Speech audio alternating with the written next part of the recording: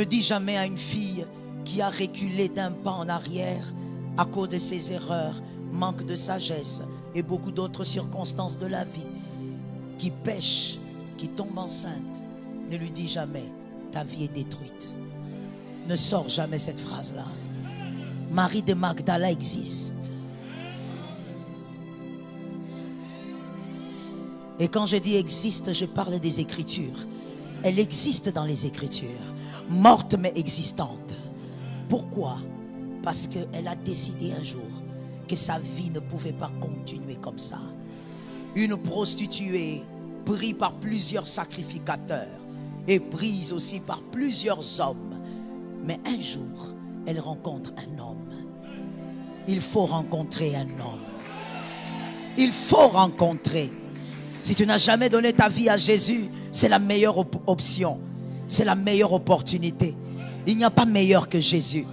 Il n'y a pas mieux que Jésus. Je disais, il n'y a pas meilleur que Jésus.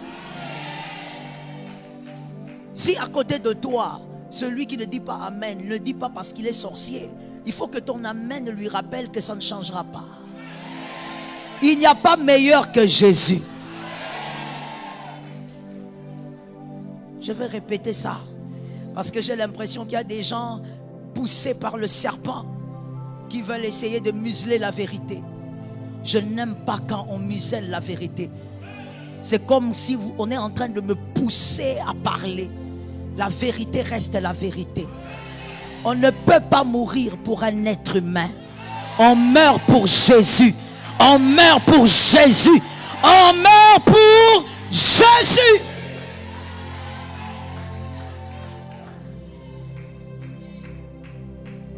Aime ta femme. Mais tu ne peux pas te suicider pour une femme. Tu iras en enfer. Aime ton mari. Mais tu ne peux pas perdre ta vie pour ton mari. Si tu te tues pour une personne, tu iras en enfer. Il y a quelqu'un qui dit, pasteur, êtes-vous juge avec Dieu pour dire que la personne ira en enfer? L'écriture est ouverte. Pourquoi ne lisez-vous pas?